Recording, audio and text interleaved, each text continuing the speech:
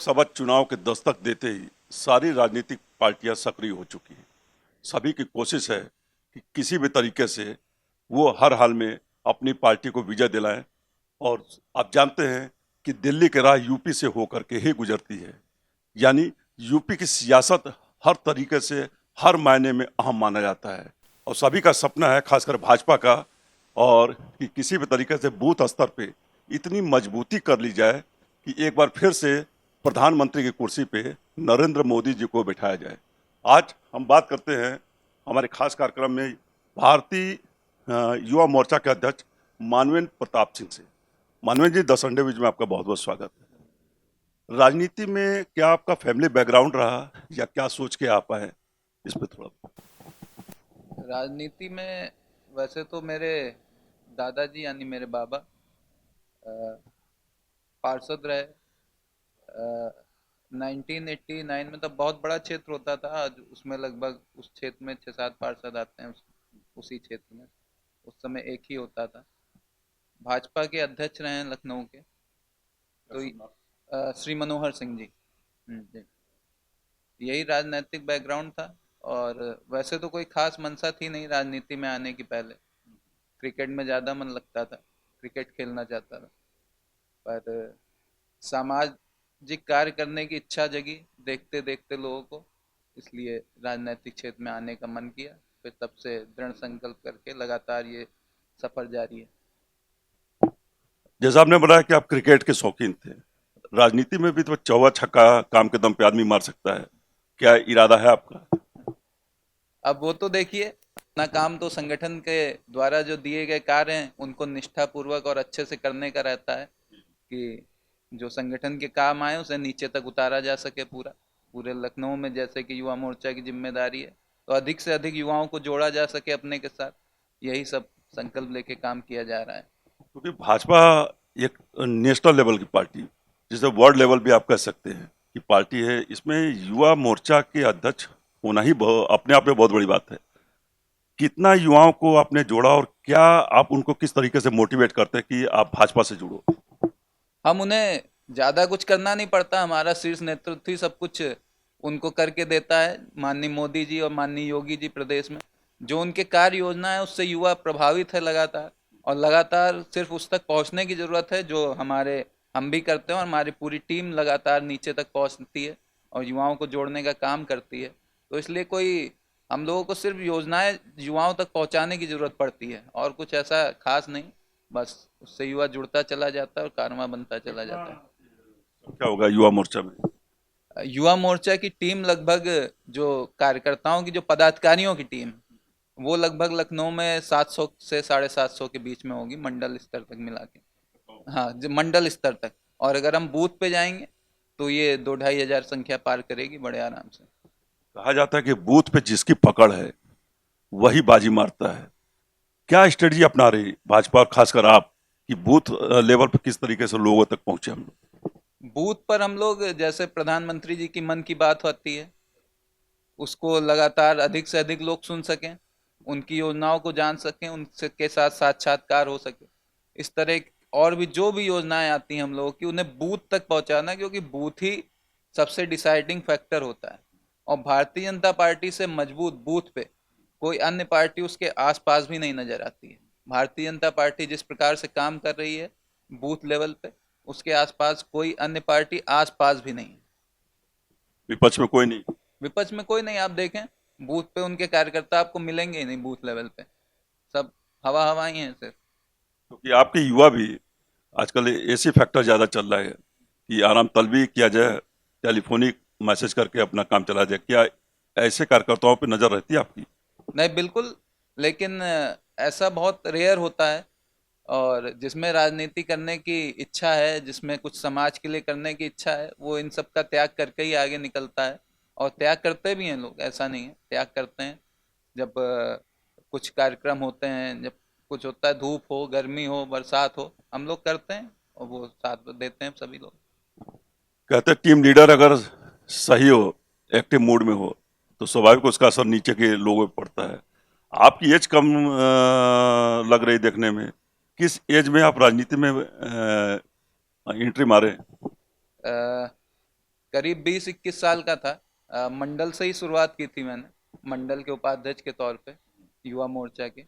और धीरे धीरे पार्टी ने इस लायक समझा मुझे कि कई लोग थे ऐसे, लेकिन मुझे चुना, ये मेरा सौभाग्य था। पार्टी ने मुझे इसके लिए उचित समझा। उसी जिम्मेदारी को निभाने का पूरा प्रयास करता हूँ हर पल हर समय। पार्टी वैसे भी कर्मयोगियों को सम्मान देती है। जी बिल्कुल बिल्कुल, इस पार्टी में तो कर्मयोगियों का ही सम्मान है। तो आप भाजपा से जुड़े हुए हैं, तो हर फील्ड में किसी न किसी का कोई गुरु होता है। राजनीति में आपका गुरु कौन?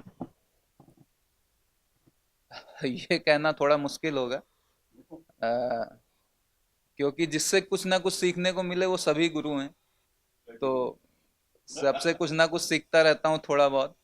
बाकी हमारे सांसद राजनाथ सिंह जी, और हमारे पूर्व प्रधानमंत्री माननीय अटल बिहारी वाजपेयी जी, माननीय नरेंद्र मोदी जी, माननीय योगी जी, सबसे कुछ ना कुछ सीखता रहता हूँ। हमारे प्रदेश अध्यक्ष जी, सबसे कुछ ना कुछ सीखता रहता हूँ, और वही सब मेरे गुरु हैं, वही सब। और वैसे आपने जो सवाल का जवाब दिया है बड़ा ही डिप्लोमेटिक तरीके से, इसमें कोई संदेह नहीं कि राजनीति में आप लंबा करियर आपका है। नहीं। आप इस पद पे हैं अध्यक्ष के, तो काफी स्ट्रगल करना पड़ता होगा। कैसे मैनेज करते हैं? किस किस संघर्ष के दौर से आप गुजरे हैं? संघर्ष तो रहता ही है, किसी भी फील्ड में आप रहें, उसी प्रकार से राजनीति में भी रहता है। पर मेरे टीम के जो साथी हैं, उनकी मेहनत और लगन, जिस प्रकार से वो, मुझे तो ऊपर से बताया जाता है कि ये करना है, फिर मैं अपनी टीम को बताता हूँ, वो सब नीचे काम को उतारते हैं। उनकी मेहनत बहुत रहती है, और मैं बहुत ही ईश्वर पे विश्वास करने वाला व्यक्ति हूँ। मैं मानता हूँ पीछे से कोई ना कोई शक्ति मेरे पीछे काम करती है, और सारे कार्यक्रम, सारे जो भी आयोजन होते हैं, सब वही सफल होते हैं। कभी कभी लगता है कि अरे ये कैसे होगा, इतना बड़ा कार्यक्रम कैसे क्या होगा, कैसे मैनेजमेंट होगा, कैसे क्या व्यवस्थाएं होंगी। लेकिन भगवान का ही धन्यवाद है कि सारी चीजें होती चली जाती हैं, और कुछ पता नहीं चलता, सब सफल हो जाता है आखिरी में। सब राम जी हनुमान जी की कृपा से हुए। सब राम जी हनुमान जी महादेव की आशीर्वाद से ही होता है। कोई ऐसा वाक्य ऐसा वाक्य जो एक मैसेज के रूप में आप दे सकते हैं, कुछ ऐसी घटना आपके साथ घटी हो राजनीति में? अ, तमाम घटनाएं हैं इस प्रकार की। अ, जैसे जब सत्ता नहीं थी हम लोगों की, 2016 का आसपास का वाकया है। 2016 के बेटी बचाओ, वो बेटी के सम्मान में भाजपा मैदान में स्वाति सिंह जी वाला प्रकरण हुआ था, आपको पता होगा। हाँ, तो उस प्रकरण के दौरान हम लोगों ने विधानसभा और हर जगह का घेराव किया था। उस दौरान काफी लाठीचार्ज हुए थे। वो संघर्ष का दौर था भारतीय जनता पार्टी का। उस समय नगर में उपाध्यक्ष की जिम्मेदारी थी मेरी, भाजपा लखनऊ महानगर युवा मोर्चा की। तो काफी लाठियां खाई गई हैं, तब ये सत्ता आई है, सीधे सीधे नहीं आई है। तो संघर्ष करना पड़ता है किसी भी चीज को पाने के लिए। उसमें काफी लाठियां हाथ वाथ पे मेरे पड़ी थी। तो किसी भी चीज को करने के लिए संघर्ष करना पड़ता है, तब वो मजबूती से मिलती है। तभी आज भारतीय जनता पार्टी का आप इतनी चारों तरफ आज वर्चस्व देख रहे हैं। इस प्रकार के कई कार्यकर्ताओं ने फ्रैक्चर करवाए अपने, तब ये सत्ता आई है। संघर्ष के बाद ही जीत मिलती है। संघर्ष के बाद ही जीत मिलती है। जो आजकल भारतीय परिवेश चल रहा है, उसमें आप जो पार्टी से जुड़े हैं या जो नहीं भी जुड़े हैं, जो जुड़ना चाहते हैं, उनके लिए क्या संदेश दें?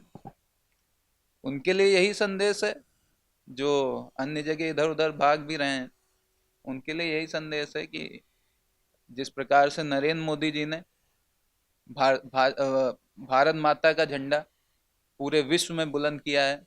जो अंग्रेज हम पे शासन करते थे, उन्हीं की धरती पे जाकर आज माननीय मोदी जी जब पहुंचते हैं तो भारत माता की जय, वंदे मातरम के नारे लगते हैं।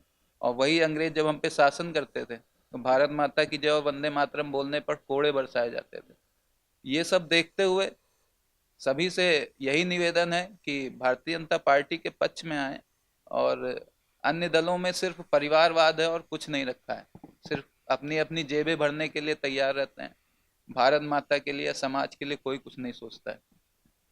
तो जो राजनीति में यंगस्टर आ रहे हैं, युवा वर्ग अक्सर ये यहाँ का चकाचौंध की राजनीति में चलेंगे, लग्जरी गाड़ियाँ, लाइफ स्टाइल हाई फाई है। ऐसे लोग, ऐसे यंगस्टर को क्या आप चाहेंगे कि ये लोग आए या कर्मयोगी आए? नहीं नहीं, अगर सिर्फ आप ये सोच के आ रहे हैं कि ये सब गाड़ियां और ये भौकाल और ये सब, ऐसा कुछ नहीं है कि ये सब सीधे मिल जाता है। और जो सीधे इस तरह के परिवेश से आते हैं उनकी, मेरा मानना है, बाकी तो सबका भाग्य है, उनकी राजनीति बहुत लंबी नहीं रहती है। बहुत लोग मेरे समय में भी जुड़े, जब मैं मंडल में उपाध्यक्ष था, नगर में मंत्री, नगर में उपाध्यक्ष, कई बहुत से ऐसे लोग जुड़े जो आज राजनीति में नहीं है। शायद वो यही सोच के आए थे कि तुरंत जाएंगे, भौकाल बनेगा, ये काम होगा, वो काम होगा। ऐसा नहीं है। भारतीय जनता पार्टी ऐसा नहीं है कि उसके कार्यकर्ता कहीं आपको थाने में दलाली करते मिलें या कहीं आपको सचिवालय में मिल जाए। ऐसा भारतीय जनता पार्टी का कोई कार्यकर्ता पदाधिकारी आपको इस तरह से नहीं दिखाई देगा। तो भारतीय जनता पार्टी में अगर आना है आपको, तो सिर्फ और सिर्फ सेवा का भाव लेके क्या आप समाज को दे सकते हैं, ये सोचते हुए आएंगे तो आपकी एक लंबी पारी रहेगी। आपने भाजपा का ही दामन क्यों थामा? इसके कई कारण थे। 2014 में आपने देखा हर हर घर घर मोदी के जिस प्रकार से नारे लगे। भारत एक संकट के दौर से गुजर रहा था। विश्व में जब हमारे मनमोहन सिंह जी जाते थे तो किस प्रकार से भारत को निगलेक्ट किया जाता था। और माननीय मोदी जी जब आए, जब उनका नाम आगे आया, माननीय राजनाथ सिंह जी उस समय राष्ट्रीय अध्यक्ष थे, उन्होंने जब मोदी जी का नाम आगे किया तो आपने देखा पूरे भारत में किस प्रकार का माहौल बना। निश्चित तौर पे एक वो बड़ा कारण था राजनीति में भाजपा को चुनने का। आपने अभी राजनाथ सिंह जी का नाम लिया, तो आपका ये जो क्षेत्र है, इस क्षेत्र के सांसद भी हैं। तो राजनाथ सिंह की कार्यशैली जिस तरीके से वो डेवलपमेंट कर रहे हैं, उससे सेटिस्फाइड हैं आप लोग? अद्भुत, मतलब कुछ कह ही नहीं सकते। मेरा तो मानना है शायद ही ऐसा कहीं और हो रहा हो। जिस प्रकार से राजनाथ सिंह जी ने लखनऊ क्षेत्र के लिए लगातार विकास कार्य किए हैं, ऐसा शायद ही कहीं हो रहा हो। आउटर रिंग रोड देख लीजिए आप, चौक वाला पुल देख लीजिए, महाराणा प्रताप चौराहे के पास जो पुल बना है, ओवरब्रिज देख लीजिए, आईआईएम रोड पे देख लीजिए, सीतापुर रोड पे जो बना है, इंजीनियरिंग कॉलेज वाला बन रहा है, टेढ़ी पुलिया वाला, ऐसे ऐसे ओवरब्रिज बना के दिए हैं। एकदम जाम को जड़ से मिटाने का काम किया है राजनाथ सिंह जी ने।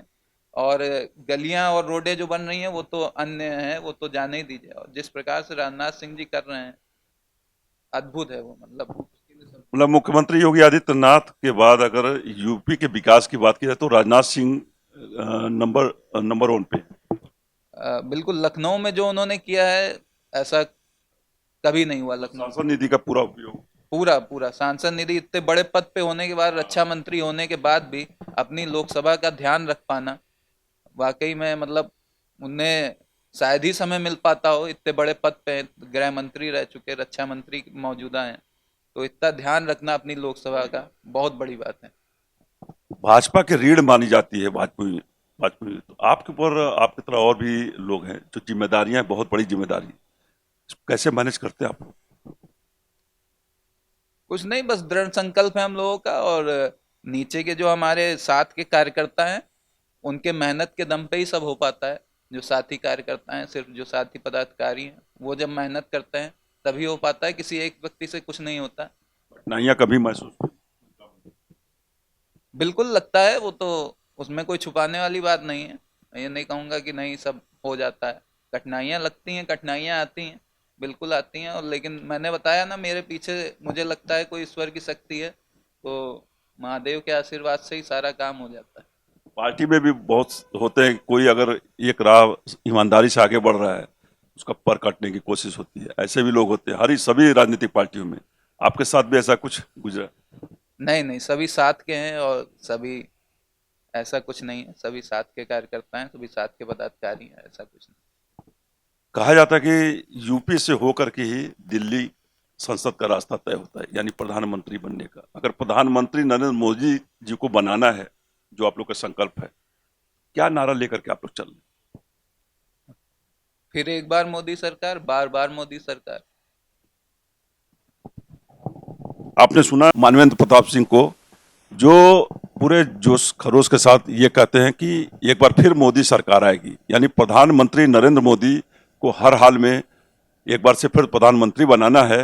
ये संकल्प पूरे भाजपा का है। लेकिन किसी भी चुनाव में, चाहे विधानसभा हो चाहे लोकसभा चुनाव, रीढ़ मानी जाती है युवा संगठन, और युवा वर्ग ही है जो बूथों पे जा करके पूरी मॉनिटरिंग करते हैं कि पार्टी में क्या कमियां हैं, क्या अच्छाइयां हैं, किस नेता की क्या कमियां हैं और क्या अच्छाइयां हैं, जिसे दूर करके वो अपने भावी सरकार को बना सके। चलिए, ये मानवेंद्र जी से बात हुई और एक चीज तो समझ में आ गई कि प्रधानमंत्री के दौड़ में भले ही सारी राजनीतिक पार्टियां लगी हों, सब एकजुट हो गई हों, लेकिन कहते ना कि एक शेर सब पे भारी, यानी प्रधानमंत्री नरेंद्र मोदी एक बार फिर से उस कुर्सी पे बैठेंगे। ये चाहत मानवेंद्र जी की है और हम सब की।